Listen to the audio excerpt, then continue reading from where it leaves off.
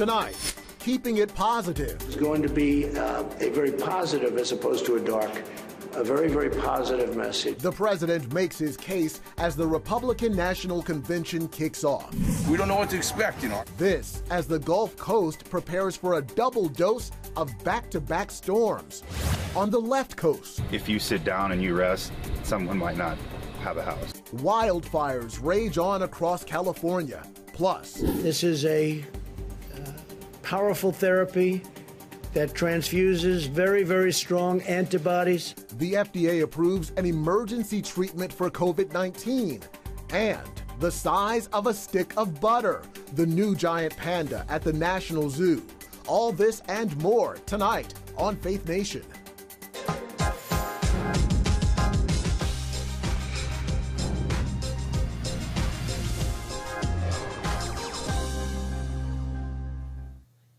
The GOP is setting the stage for night one of its convention. Welcome to Faith Nation. I'm Eric Phillips.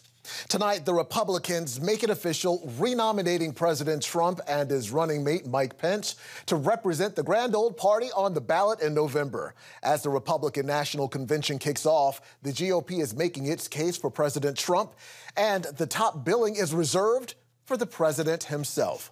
The president is scheduled to speak every night of the four-night event, which will present America as a land of promise, opportunity, heroes, and greatness. Tonight's speakers include South Carolina Senator Tim Scott, Congressman Steve Scalise of Louisiana, and former ambassador to the United Nations, Nikki Haley. Following today's roll call vote, the president took the stage at the RNC in Charlotte, North Carolina, ahead of tonight's speech. Be very, very careful. This is going to be, and I really believe this is the most important election in the history of our country. Yeah, it is. Don't let them take it away from you. Joining us now with more on what we can expect tonight is RNC National Spokeswoman Liz Harrington. And Liz, thank you so much for being with us here tonight. Thank you for having me. Well, tell us about the schedule. Sounds like the president is speaking every night. What else is on the docket? I know that's kind of an unconventional way for this unconventional convention to move forward. Well, you're certainly going to see a much different story this week than what you saw with the Democrats last week, which was very down and out, very dreary, very negative. A very negative picture of what this country is not. And in fact, we're going to show the real America. We're going to show what's great about this country. The first night is Land of Promise. And that's what this country really has always been. We've stayed true to our founding principles, providing the most freedom for the most people and the most opportunity than any other nation in the history on earth. And we are one nation under God. And even if the Democrats refuse to say that, and we'll continue to uphold those principles and providing liberty and justice. And we're going to hear from the real Americans, real people who have benefited from President Trump's policies by putting this country first and getting some common sense back into Washington.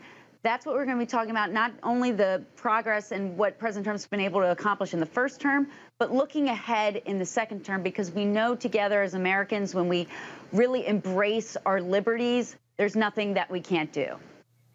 So what is the thought behind having the president speak on every night of the convention? Because that's normally reserved for the last night, the last big night of the event. Well, we're proud of our candidate at the top of the ticket. Joe Biden was an afterthought. In many cases during the DNC, you didn't even know he was running. The swamp clearly has found its successor in Kamala Harris. But we're proud of President Trump. He's accomplished so much in really a history-making presidency in the midst of all that's going on with the pandemic from communist China and getting this economy back in that super V-shaped recovery. This president got a peace deal between Israel and the UAE. This is a history-making president, whether it's trade deals, building the wall, defeating ISIS, so many things that the swamp said were impossible. It wasn't. President Trump got it done because he's not beholden to anybody else. He's beholden to this country and putting our workers first. So we're going to feature him. It's going to be engaging. It's not going to be in the can speeches taped 2 weeks ago from Martha's Vineyard like we saw from the Obamas. last week. It's going to be live. It's going to be engaging. It's going to have in-person, safe events, because we're not going to talk at the American people. We're going to talk with them, and we're going to celebrate the promise that America has for everyone. And some of those American voters are evangelicals, and they may end up playing a central role in November's election. Are you worried that the Biden campaign could carve out a portion of that critical evangelical vote? Not at all. They've embraced, Biden and Harris have the most radical platform that's anti-life. If you look, they want to throw the Hyde Amendment out, which Joe Biden professed to believe in for 4 decades. Well, now he wants taxpayer-funded abortion up until birth. It is such a radical agenda. In contrast, President Trump's been the most pro-life president we've ever had. He sticks up for the unborn. He sticks up for religious liberty. Too often we've seen the Democrats using this pandemic to trample on our fundamental constitutional rights, the First Amendment, the ability to go to church and worship. We've seen Democrats and mayors across this country clamping down on that freedom. President Trump has said church going is essential. He means it. He will always stick up for religious liberty, and he's proven to be a fierce leader, whether it's for the unborn or for Americans of all faiths to be able to worship as they see fit, not the government using a pandemic from communist China to take a page from their playbook and shutting down our religious liberty and fundamental freedoms like going to work and going to school and everything else that they've shut down in these Democrat-run cities. We're not worried about that vote whatsoever. A big night ahead, and we will all be watching. Liz Harrington, thank you very much. You bet. The COVID crisis will arguably be the defining issue of this election, so it's no surprise that the two presidential nominees have differing perspectives on it. Democratic presidential challenger Joe Biden said last night in an exclusive interview with ABC News that as president, he would be willing to shut down the country to stop the coronavirus from spreading if scientists recommend it. I don't blame him for the COVID crisis. I blame him for walking away and not dealing with the solutions. He hasn't listened to the scientists. The president, for his part, imposed a voluntary national shutdown this spring amid a surge of COVID-19 and an increasing death toll. The president has since urged states to reopen their economies amid the pandemic. And today, President Trump accused Democrats of playing politics with the pandemic. And then they're going to play the game that we're not patriotic. Right. Yeah. What they're doing is using COVID to steal an election. Here with us now is CBN News chief political analyst David Brody. And David, as we begin this conversation, how big of a factor will the coronavirus play in this year's election? Well, Eric, it's huge, obviously, and we've talked about this a little bit before. I really believe that what we saw in Portland and Seattle and a lot of the riots as it relates to law and order, I think, and cancel culture, too, I think that's going to be most likely the defining issue. Coronavirus is going to be right up there, obviously, and this president is going to be judged on his response. And if the cases get better, obviously, or if the cases go down, that'll be a good sign for the president politically. But I really believe this has all along been a case or an issue of law and order. The president wants to project, and Joe Biden saying restore the soul of the nation. Those are the two diametrically opposed viewpoints from both parties right now. Yeah, well, Kellyanne Conway has announced that she will be leaving her post as counselor to the president in an interesting turn of events. Do you have any insight on this decision? Well, other than, I've known Kellyanne Conway for close to 15 years now. Look, she loves her family. I know that. She comes from an Irish class, a Catholic Irish class working family. Look, can I be just honest with you, Eric? Well, I'm always honest with you, but this is it's tough to watch. I mean, it's playing out on Twitter and TikTok with Claudia, their daughter, and she's gone rogue, wanting her own kind of emancipation proclamation at the age of 15. And look, this is clearly, you know how a lot of politicians say, I just want to spend more time with my family, but it's really not that. In this case, it really is that. And I think we all need to be praying right now for the whole Conway family. Yeah, certainly our prayers are going her way. Well, over the weekend, the House passed a bipartisan bill with 26 Republicans voting yes to provide the Postal Service with $25 billion and ensure that no changes are made to the Postal Service before the election. Why won't this bill go anywhere? And why is the USPS finding itself in the middle of a political quagmire? All right, well, let's just start with this, Eric. It's not going anywhere because the last time I checked, Mitch McConnell and the Republicans have control of the Senate. So it dies a lonely death in the Senate, not happening. And let's also remember on this bill, Eric, $25 billion, the House approves $25 billion, but Donald Trump has already said, Mark Meadows, his chief of staff, have already said, we'll give you $10 billion. So the last time I checked, I thought it's supposed to work where you compromise. And if you go $25 billion and $10 billion, what about $17 billion? Somewhere in the middle. Not happening. Why it's not happening is because this is politics. It's just that simple. It's just politics, and someone has to win. And I think the House right now, under Nancy Pelosi, wants to show that we're serious about election reform, and we want to make sure that Donald Trump doesn't, steal the election, if you will, even though he's saying they're going to steal the election. So what? Everybody's going to steal the election. That's the way this is going right now. Yeah, one way or another is going to be stolen, huh? Wanted to squeeze in real quick. We have less than a minute now. Reverend Franklin Graham is going to be speaking at the convention. What's your take on that? We know that he has supported President Trump, but actually standing on the stage is another move. Right. And so I've been speaking to Franklin Graham's folks this morning. I can tell you, Eric, that I know he's been billed as a speaker for this event, the RNC convention. I'm told he will actually be praying, not an actual featured speaker. A difference for sure. And so that's something important to keep in mind. But look, praying, always a great thing. Speaking obviously would be a different level. We'll see how much his prayer becomes a little bit of a speech on Thursday. We'll look for that. Absolutely, an important distinction to make. David Brody, thank you so much. When we come back, hope amid the pandemic. The FDA approves an emergency treatment as case rates decline in the U.S. That's coming up next. You're watching Faith Nation.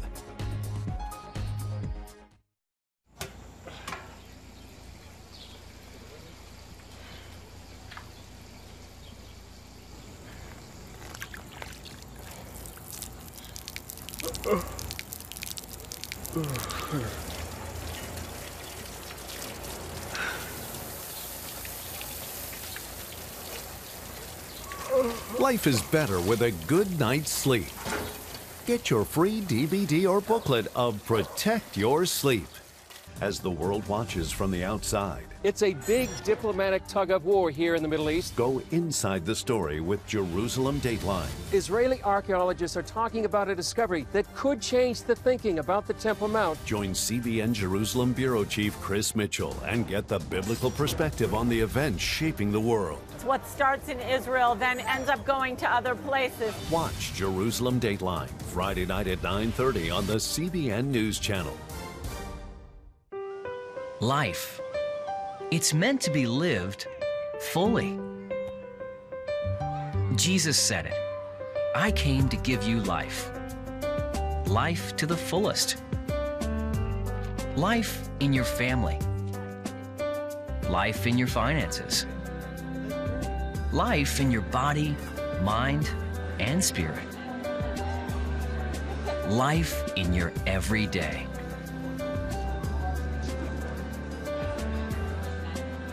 At CBN.com, we're taking what Jesus said seriously.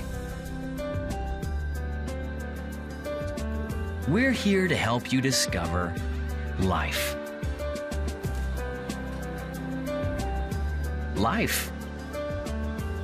Live it fully. CBN.com.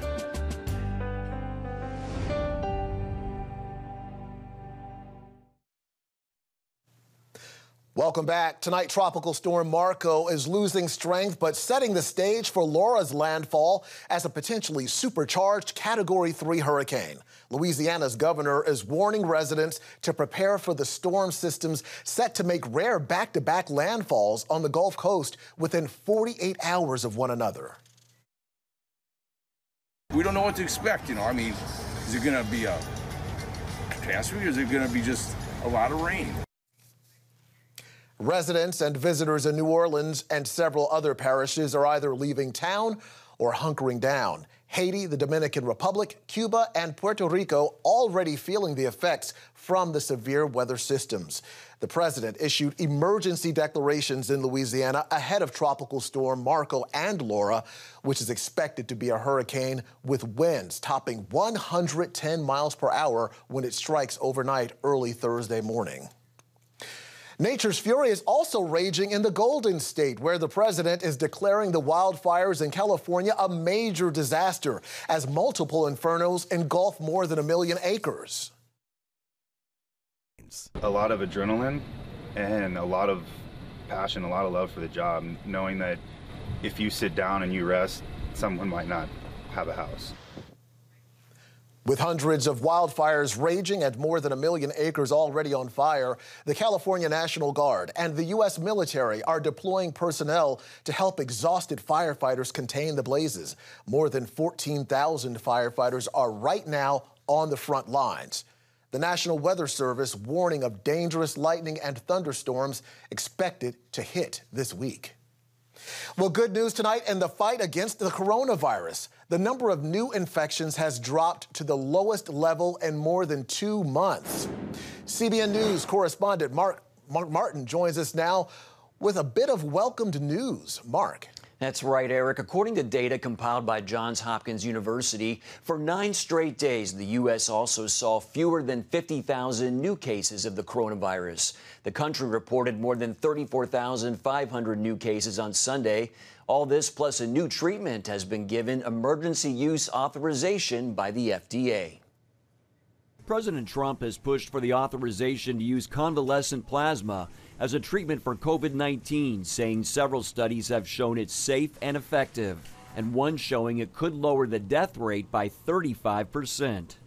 This is a powerful therapy that transfuses very, very strong antibodies from the blood of recovered patients to help treat patients battling a current infection. CBN medical reporter Lori Johnson weighed in on Newswatch. We know that the Mayo Clinic did a study of 30,000 patients, believe it or not, and showed that of people who were given convalescent plasma early on, Ephraim, within the first 3 days of being hospitalized, their death rate decreased by 35%. So that's something to rejoice about. More definitive randomized controlled studies need to be completed.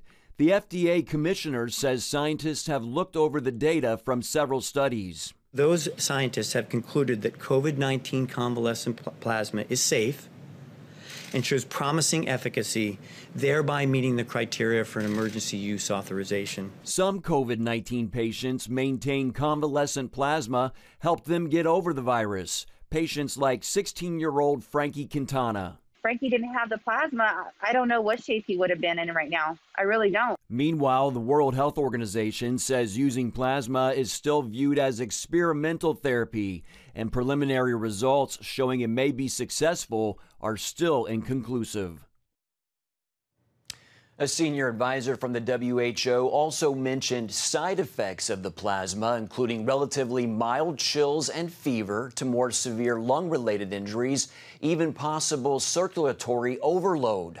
Also today, some good news on the vaccine front. The president said the U.S. has vaccines in stage 3 clinical trials, and that is the key to finding a viable vaccine. Eric, back to you. The world waiting anxiously for that vaccine, Mark. Thank you. Coming up, as U.S. troops are ready to head out of countries like Germany and South Korea, we look at the cost of limiting American power. That's coming up after this. On October 1st, 1961, history was made when a tiny station began transmitting the first signals of the Christian Broadcasting Network. CBN, the Christian Broadcasting Network. And now, a new era has begun with the all-new CBN News Channel. Just moments ago, the Iron Dome intercepted an incoming rocket right on the Gaza border. And ministering in this area, spiritual warfare is definitely involved. A 24/7 news network, bringing you the news you want from a source you can trust. In Kenya, 40% of the medical services are actually provided by these Christian hospitals. Let's talk about the economy. Believers here are joining together to win people to Jesus Christ. All your favorite shows now in one place. Go to CBNNewsChannel.com to find out how to get the CBN News Channel on your TV all day, every day. CBN News.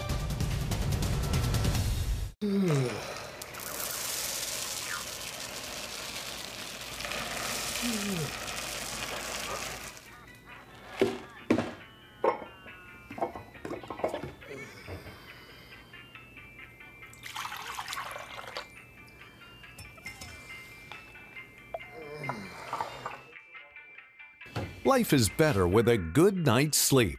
Get your free DVD or booklet of Protect Your Sleep today. Life. It's meant to be lived fully. Jesus said it. I came to give you life. Life to the fullest. Life in your family. Life in your finances. Life in your body, mind, and spirit. Life in your everyday. At CBN.com, we're taking what Jesus said seriously. We're here to help you discover life. Life. Live it fully. CBN.com. Tonight, the U.S. is set to remove some 12,000 U.S. troops from Germany and is reviewing plans to draw down the U.S. troop force in South Korea. The moves are part of a policy of restraint and disentanglement from overseas conflicts and are much in line with the president's call to end, quote, forever wars like the ones in Iraq and Afghanistan. The isolationist ideals of American military restraint appeal to President Trump and to some Democrats as well. In a recent article in Foreign Policy, authors Jonathan Schanzer and Mark Dubowitz call the restraint of U.S. power a, quote, dangerous illusion, adding that withdrawing from foreign entanglements would make the world much less safe. Here now with us is one of those authors, Jonathan Schanzer. He's the Senior Vice President for Research at the Foundation for Defense of Democracies. Jonathan, thanks so much for being with us this evening. And as we begin this conversation, why do you think withdrawing U.S. forces makes the world less safe? I mean, many would say messy wars like the one in Iraq and Afghanistan are evidence against this theory. Well, I would say that absolutely those wars were not handled properly, that the war planners did not do us a service and certainly did not help our cause in the long term. But what I would say here is that the overall idea of drawing down on American forces and withdrawing from the world does not give us any leverage when it comes to China or Russia or Iran or North Korea. If we have less of a footprint, they are going to be able to feel like they can march forward with their own plans, they can challenge us, and that we will have little to say about it. And so we have to think very carefully about that footprint that some would say, you know, we need to reduce or diminish altogether. But that does raise questions about the kind of leverage that we'll have in the future. Absolutely. Well, what about U.S. debt and U.S. military spending? The Pentagon budget now exceeds $700 billion. Are we simply spending too much? Well, I think we are spending probably more than we need to. But what I would probably like to start with is just looking at spending inside the building and how much it costs, for example, to work with contractors who continue to gouge the U.S. government. I don't believe that the Pentagon's mission is the problem. I think it's the way that we operate, the bureaucracy, the swamp, so to speak, in Washington is still very much alive and well. Now, what about mission creep? That's a word that some of us are familiar with.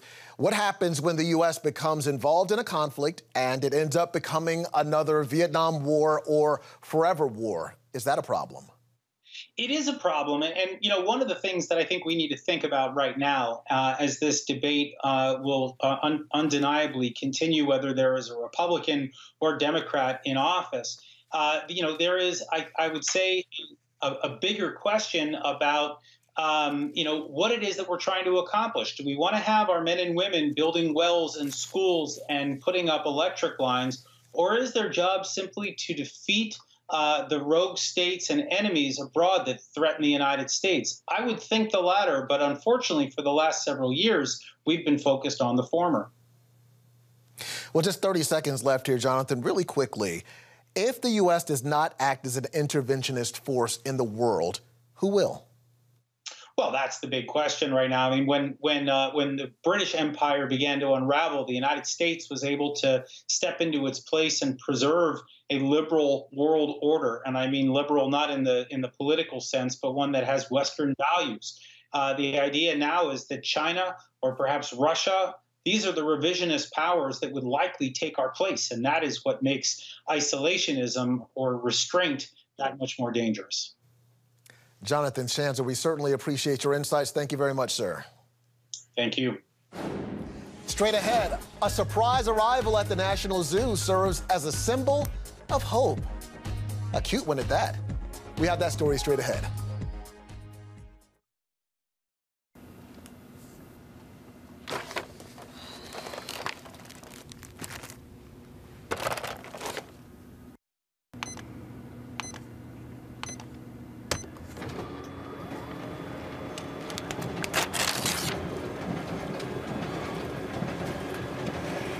Life is better with a good night's sleep.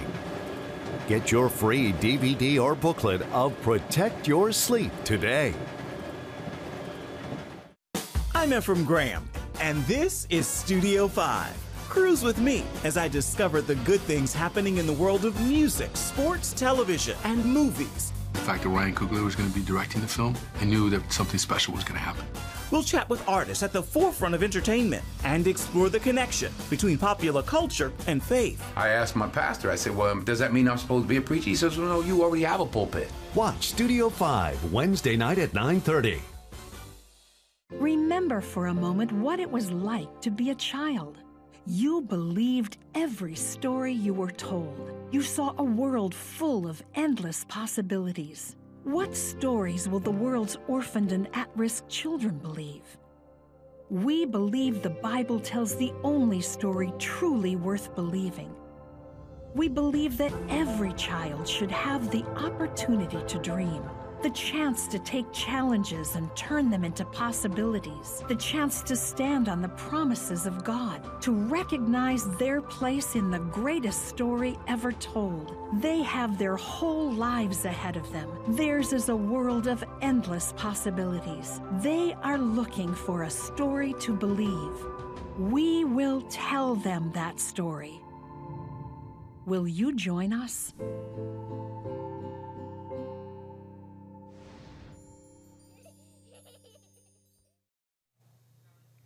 And finally tonight, the Smithsonian National Zoo welcomed a new member to the family, 1 month after welcoming the public back from months of COVID-19 closures. On Friday evening, a giant 22-year-old panda gave birth to a healthy cub.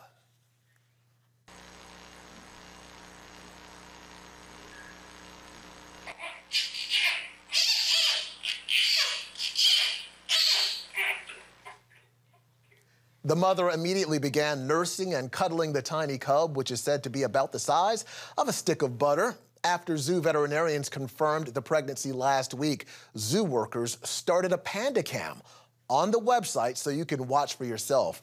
While doctors feared Mama Bear had a slim chance of delivering a healthy cub because of her age, this marks her 4th successful pregnancy and contribution to a once endangered species.